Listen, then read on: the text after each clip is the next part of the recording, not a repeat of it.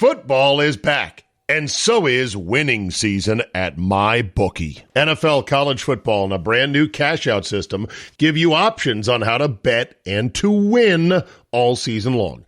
First two legs of your parlay hit? Great. Get out while the getting is good. Cash out and use the funds on another bet, or let it ride for the chance at a bigger payday. Use early cash outs as a tool to stay in control of the action at MyBookie. To get started, go to mybookie.ag now and register for an account for free. When you're ready, make your first deposit. Just use promo code CZABE, Charlie, Zulu, Alpha, Bravo, Echo, and grab a welcome bonus on the house. That's promo code CZABE to claim your deposit bonus. And for a limited time, a free chip to use in the MyBookie casino. You can bet anything, anytime, anywhere, only with MyBookie. What's next? What's happening? What you gonna do? You got the money you owe us, motherfucker? We're putting the band back together. You were the backbone, the nerve center of a great rhythm and blues band. You can make that live, breathe, and jump again. Well, me and the Lord, we got an understanding. We're on a mission from God. So what happens now? Is the food free or do we pay someone? Of course not. They send you a bill.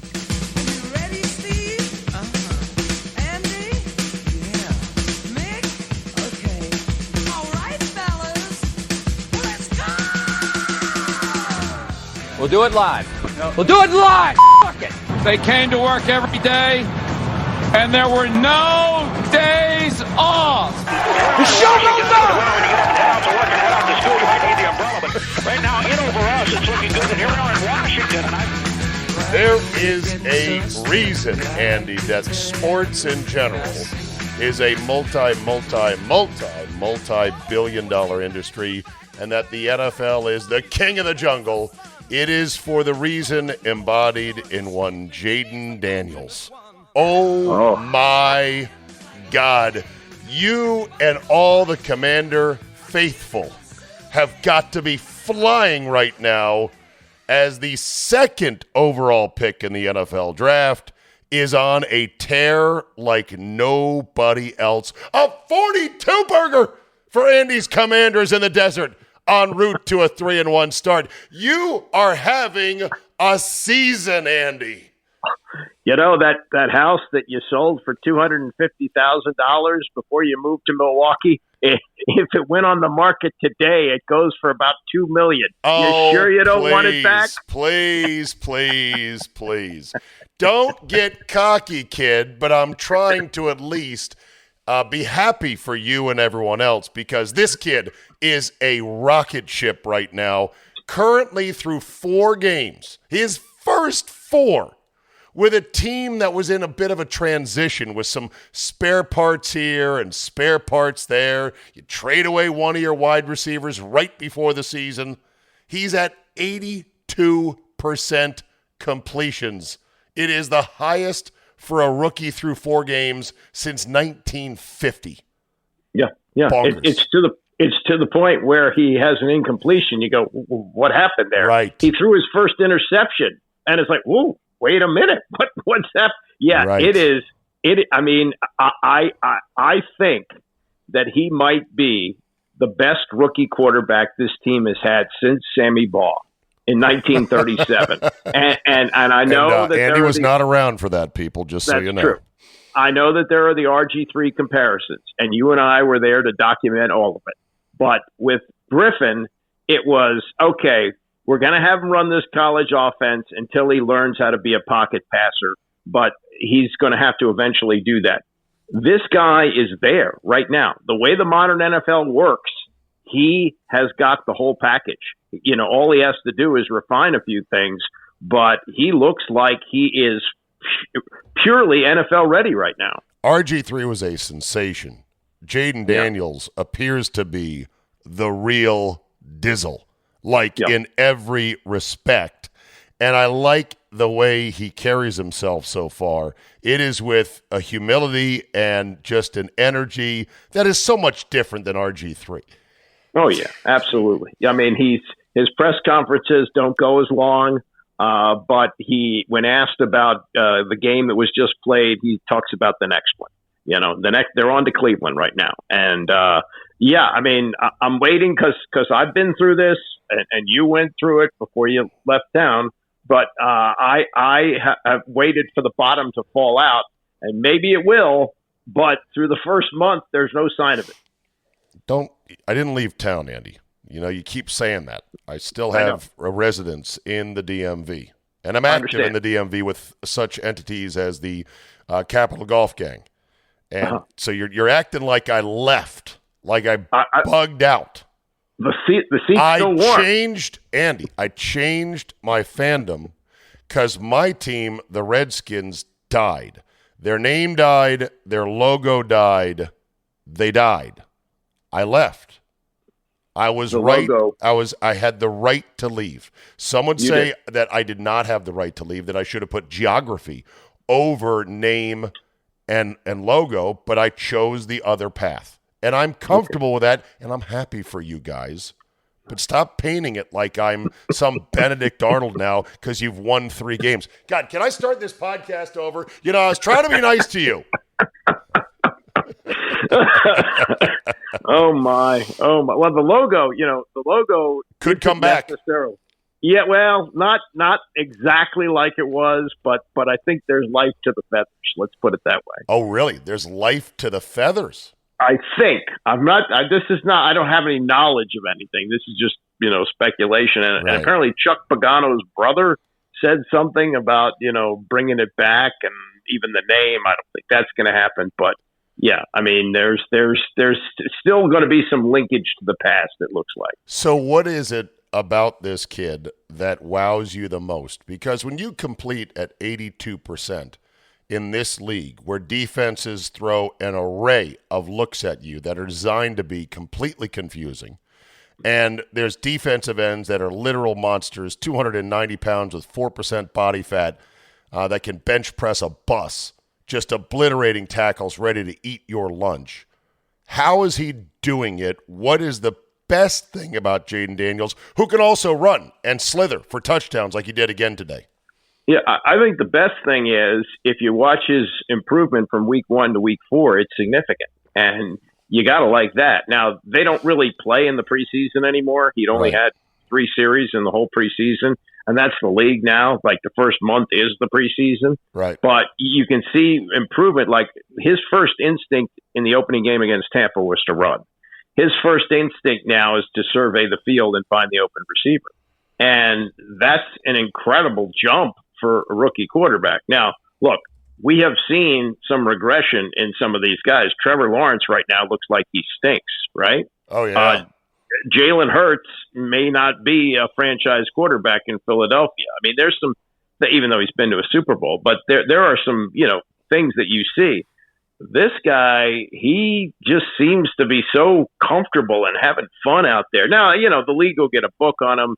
They'll pick up some tendencies and things like that. But I think they're afraid to rush him because he can get out of jail so easily. It's been amazing the last 2 games, the lack of pressure that he's faced. Yeah. It's really remarkable. If I were to comp him, I'd comp him as Lamar Jackson with a much better passing software system on his computer. And maybe a more accurate arm on top of the fact that he seems to process what he's looking at as quick as any top-flight quarterback in the league right now. Yeah, I think there's some elements of Mahomes in there. It's not blasphemy to say that. Is he Mahomes yet? No, obviously not. You're already comparing him to Mahomes. No, I didn't say that. Said the word Mahomes. Said elements of. I know. Yes. Elements. Anytime somebody mentions another player that, like, player A is not in the category of player B, but if you even mention player B, you get charged with the sports fan crime of comparing. I know. Yeah. Whether it's a fair charge or not, you get hit with that ticket. Yeah, but I'll tell you something else, and it's 4 games, and maybe a year from now this will look like a stupid statement. But if you did the draft today, who do you think would go number 1? Oh, there was a lot of think pieces this week about it's too early to start saying that Jayden Daniels is C.J. Strouding Caleb Williams. I did see one or two lone voices say, you know what? Most NFL pundits are slow to get off of their priors, and they stay too long in the face of overwhelming evidence that, you know what you thought at first wasn't right. That the dissenting voice was saying, no, it's not too soon to say he's just like C.J. Stroud. He's the far better guy, and was taken just one slot later. I'm leaning way more towards that, even though Caleb Williams did get a win today. Didn't pass for more than 200 yards, but had a nice touchdown throw against a Rams team that pretty much stinks. But I think there's no doubt that Jayden Daniels is, and will be the better quarterback when it's all said and done. And right now, Caleb Williams got a better team around him. By far, the weapons are better.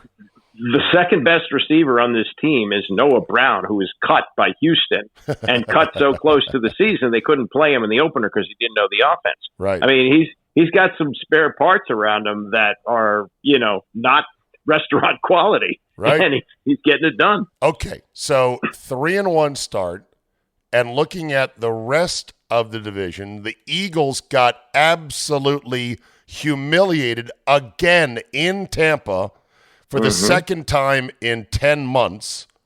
The Cowboys barely got by the Giants with some help from the referees on Thursday night. Tell me that expectations have not jumped up a notch big time. Probably several notches. And the Cowboys look ready to implode, I think. What an Daniel awful Jones game Thursday night, wasn't it? Yeah, well, yeah, and a lot of flags and, all those things. But the Giants are terrible. They're not good. And the Daniel Jones experiment is over. They're just going to play it out for the rest of the year. Right. And as I say, Jalen Hurts, does he look like a franchise guy right now?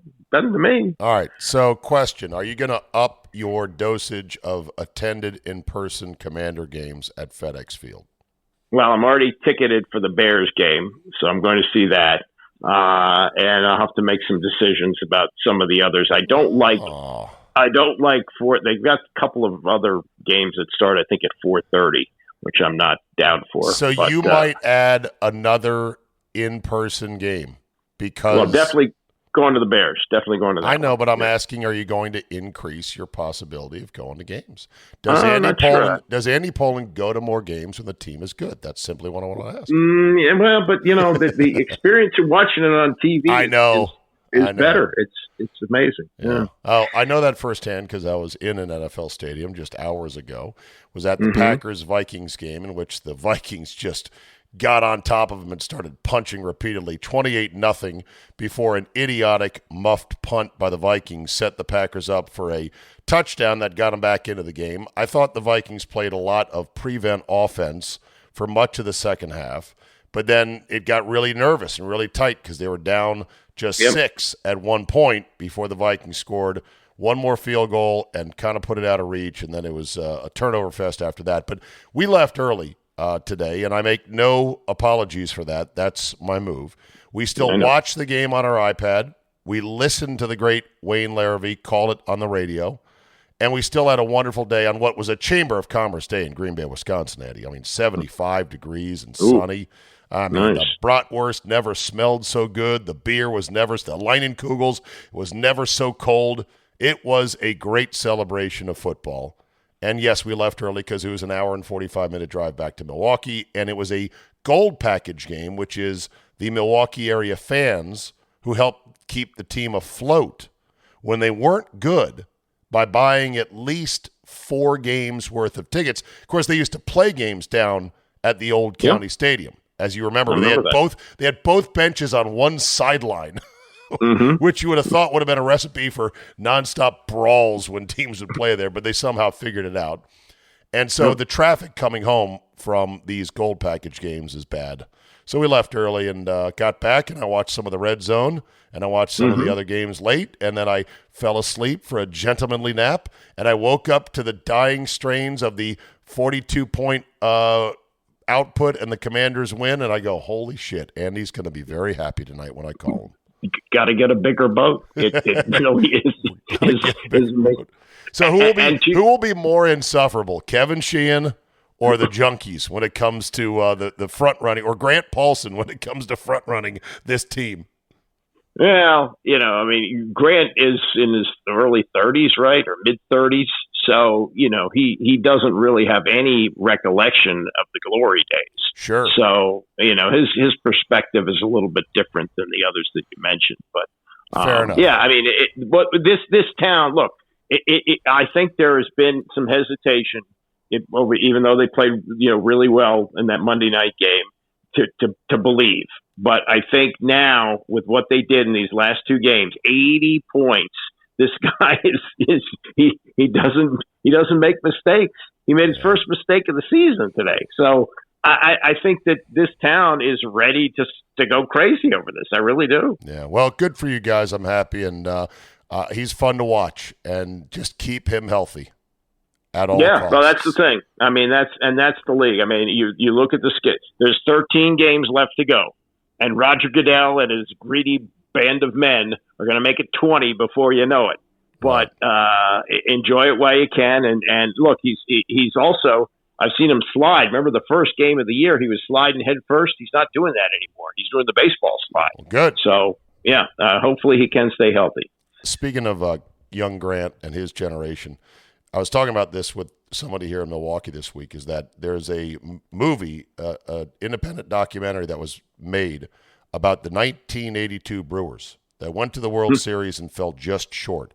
They came home to a hero's welcome. That is the Robin Yount Brewers that are so beloved. And so for people of my age, in our 50s, if you were born and raised here in Milwaukee, that was the team that first captured your heart because you're a teenager in 1982. And I said that comps directly with the Redskins when they were really good, starting in 82, 83, when I was a teenager, when I was 15, 16 years old, before I cared about girls, before I could even drive.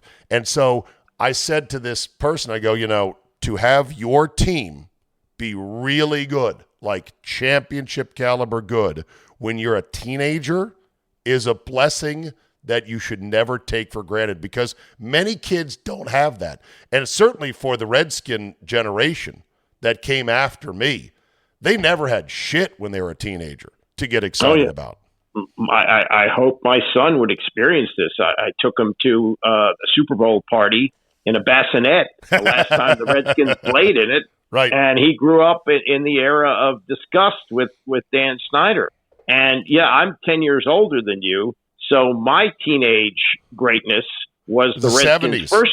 The first Super Bowl, which was 72. Yeah. And when they lost that to the undefeated Dolphins, it took me a good week to get over it. You're never a bigger sports fan. I was 14. That's really the peak. Yeah. That's when you don't have really the perspective, that there's other things in life. Right. And the fact that they lost that game after what was such a magical season and clobbering the Cowboys on New Year's Eve. Yep. Oh, it was complete devastation. Yeah, complete. I think 14 is it. You're right, because you're going through puberty, but you're really not. Most boys are not that into girls at 14.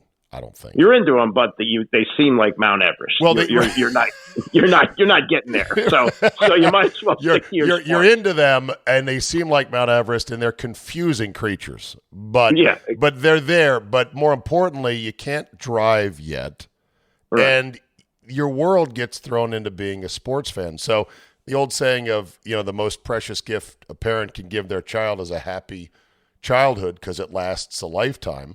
The most precious gift as a sports fan is to have your team be really, really good when you're a teenager, because that will always ring in your heart. So hopefully this new generation of Commander fans who are 13 and 14 can enjoy some real success.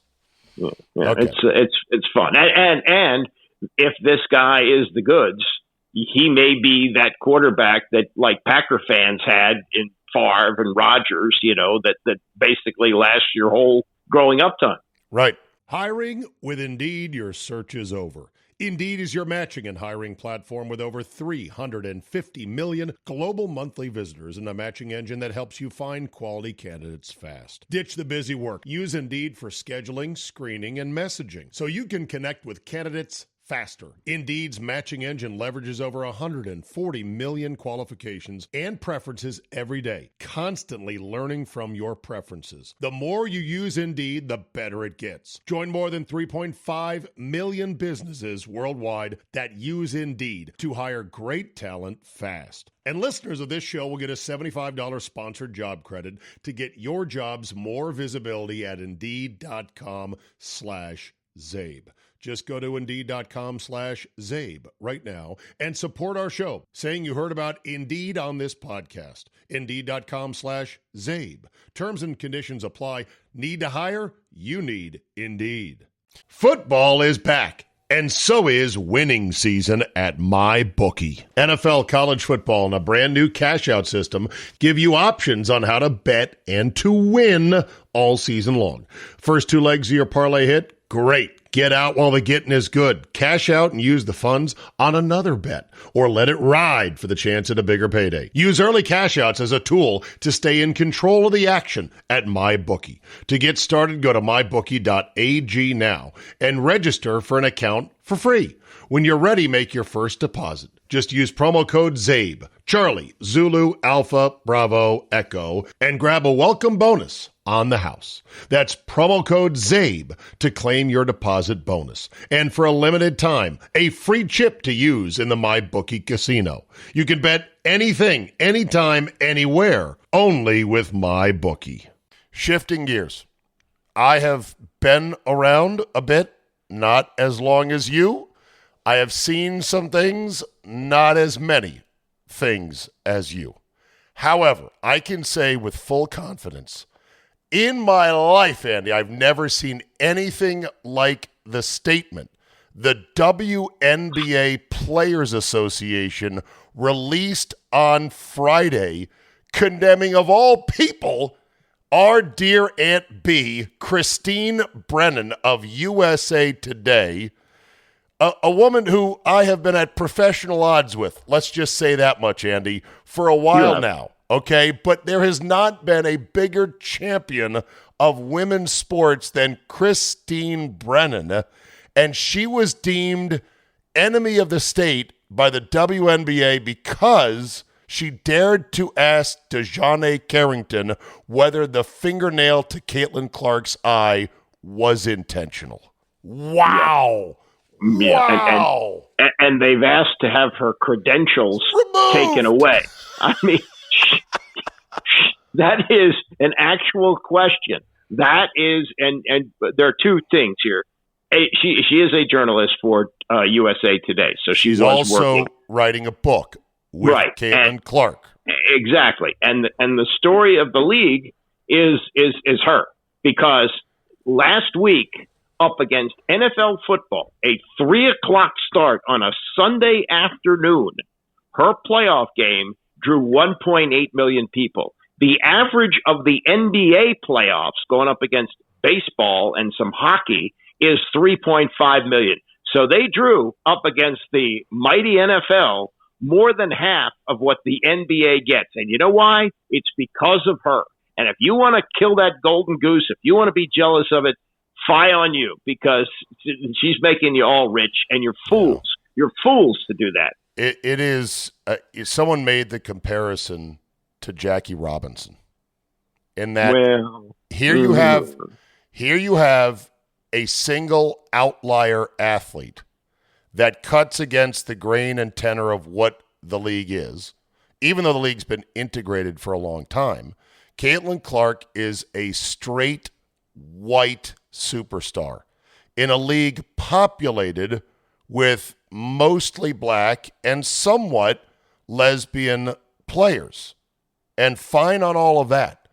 But it's almost like she has caused a rift in which they're accusing, some people that follow the WNBA are accusing the Caitlin Clark fan influx of being a negative for the league, as being the element that is now causing, they say, some players to get taunted and hit with racial slurs from the stands, for which I'm sure there's some out there, hopefully only one or two stray ones, but I don't think it's widespread. There's no evidence of it per se, but she is now being singled out as, Your fans are the problem. And they're angry that they know her fans probably won't watch the rest of the playoffs. Yeah, that's right. And that's like Tiger Woods. That's the same effect that it had on people like me. That if Tiger's not playing on Sunday, right, it's a major, I'm not watching. And what did Tiger do for golf, Steve? He helped the sport, did he not? Ship, and he made them all a lot richer. I heard this. You probably know this staggering stat, as UB Brown would say. Jack Nicklaus made $5.3 million in prize money in his career. The caddy for Scotty Scheffler made over $6 million this past year. The caddy, right? The caddy. So all you guys, all the guys who used to be your trunk slammers, those guys are all rich because of him. And the women in the WNBA, where the top salary has been like $200,000, that's going to quadruple. And why? It's because of her. Yeah. So you're angry at her. So what? She's made you rich and successful. Here's the line in the WNBA Players Association memo. Quote, to unprofessional members of the media like Christine Brennan, you are not fooling anyone. That so-called interview in the name of journalism was a blatant attempt to bait a professional athlete into participating in a narrative that is false and designed to fuel racist, homophobic, and misogynistic vitriol on social media. You cannot hide behind your tenure. You have abused your privileges and do not deserve the credentials issued to you. Right. Okay. Google Christine Brennan, gals.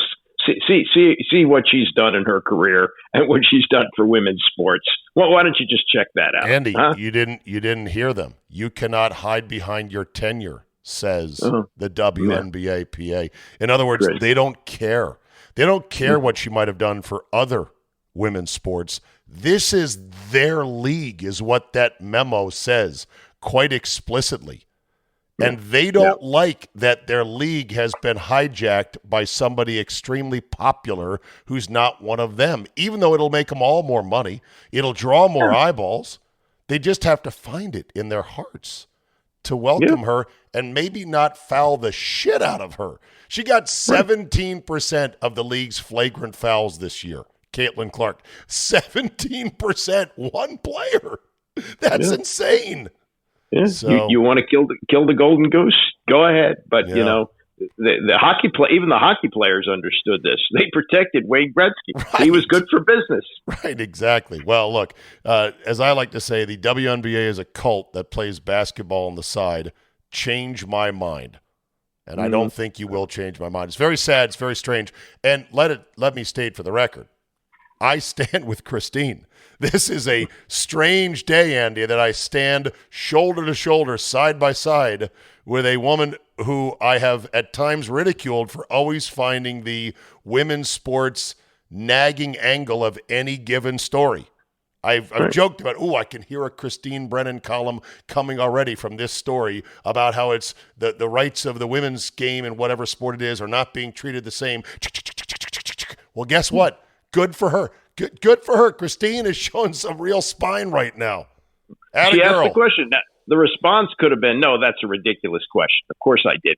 Right. Instead, they decided they're going to run her out of covering the league, take away her credentials. They're going to try.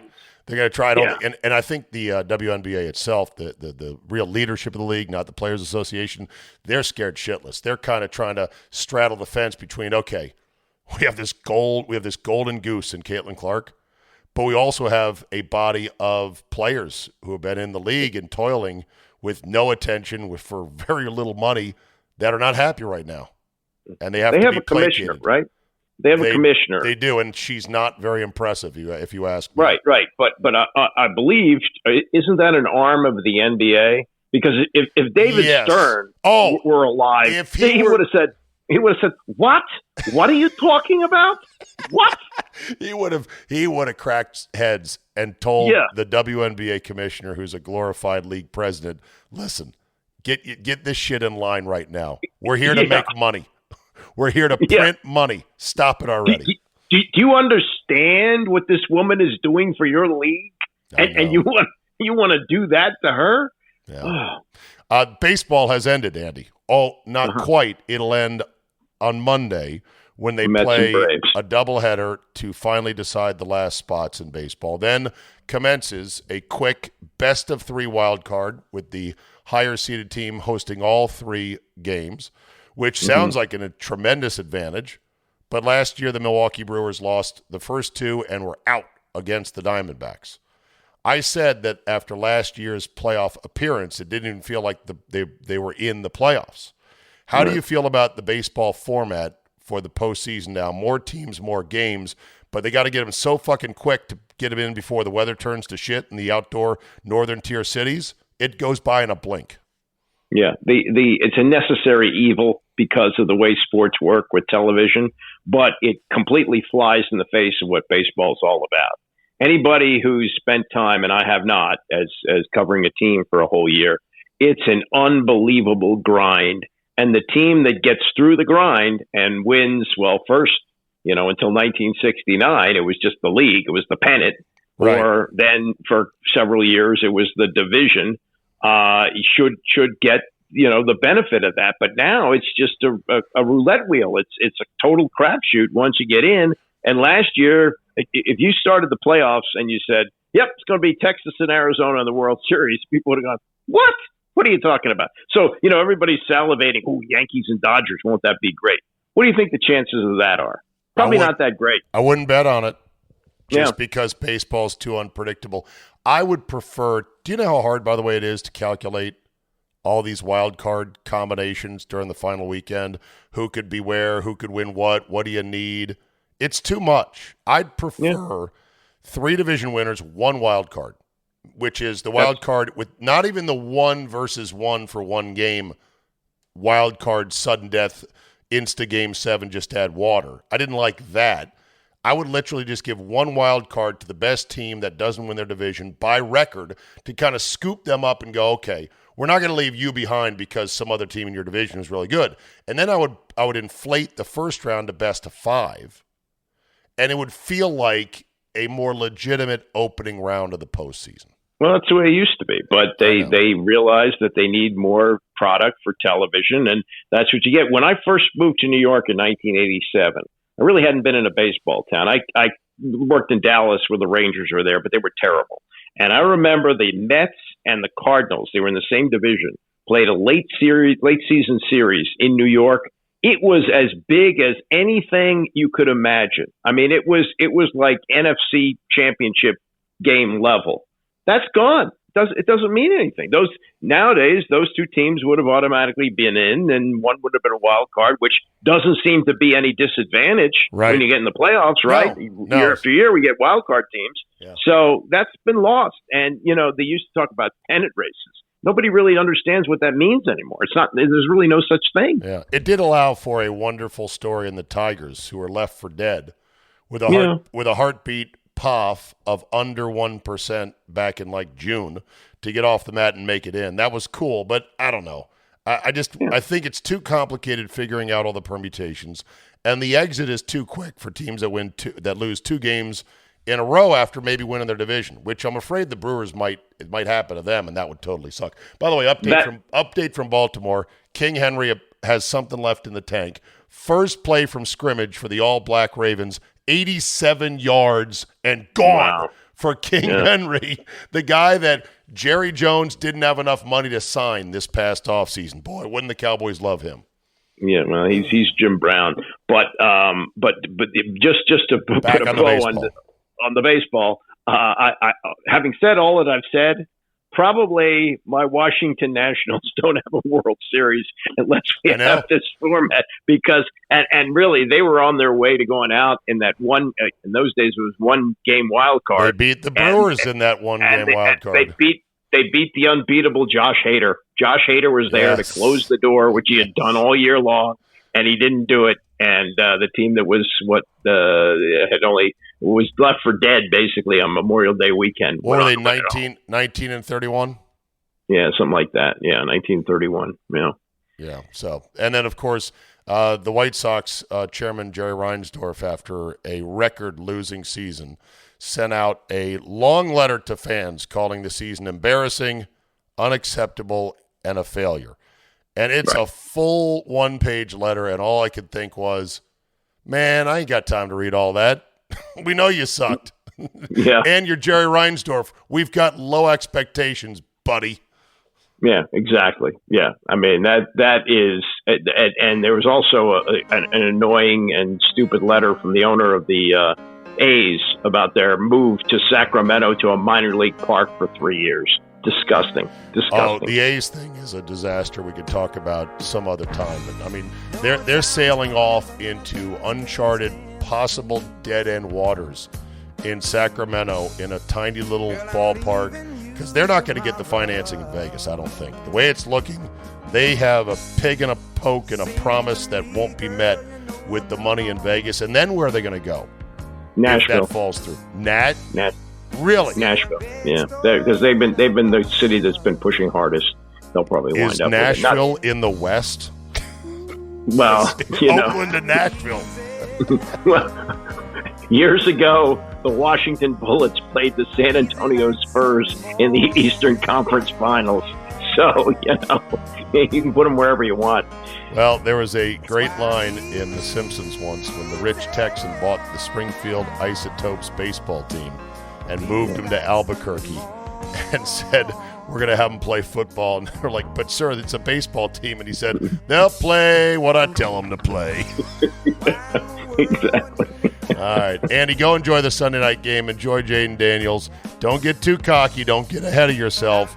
And please stop saying that I left and sold houses and uprooted. And I'm a Benedict Arnold, for God's sakes. You're killing me. No, I don't say you left us in a lurch. I'm saying you may have seller's remorse. That's all I'm saying. I changed fandom. It happens. Okay. Deal with it. All right, Andy, we'll talk to you next week. Thank you, my friend. All right, Dave. Take care. That's why I'm easy. I'm easy like Sunday morning.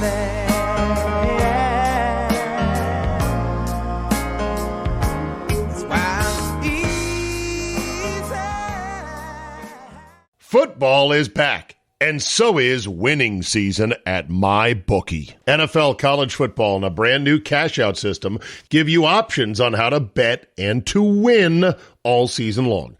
First two legs of your parlay hit? Great. Get out while the getting is good. Cash out and use the funds on another bet, or let it ride for the chance at a bigger payday. Use early cash outs as a tool to stay in control of the action at MyBookie. To get started, go to mybookie.ag now and register for an account for free.